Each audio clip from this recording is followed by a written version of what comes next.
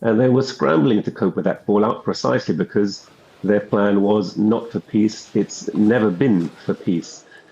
We know that this conflict didn't start in 2021 or 2022. It goes back all the way to 2014 and before that with the Maidan coup, that these events, the takeover of Ukraine, it's turning into a hive of fascism.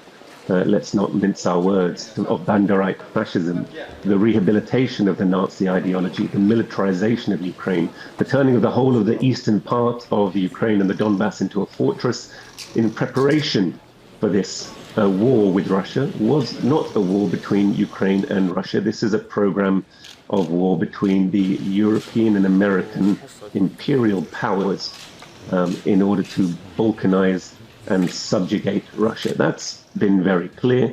That's come out very clearly with the revelations about Minsk, the half-hearted way in which the European and American powers entered into that with the betrayal of Angela Merkel and Macron in particular. And none of that has fundamentally changed. I don't even think that we should get too drawn into the idea that Trump is radically different from his predecessor. You know, Trump let slip, even in that interview with Zelensky, that he had been sending Stinger missiles, that he had sent Javelin missiles, that he had been arming, in other words, Ukraine with a view to carrying out this aggression in his first administration. So these are long-term policies of US imperialism.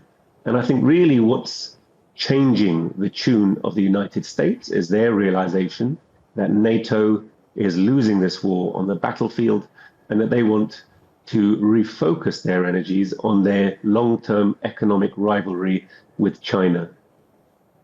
So what about this latest covering the major fields in which Russia has demonstrated a clear superiority over the NATO proxy state, the air, the sea, the missile bombardment, but perhaps leaving some form of battle going on the front ground, resupplying Ukraine with armaments, resupplying the Ukrainian proxies with intelligence. So, it's a lot of bluster that amounts to not a great deal.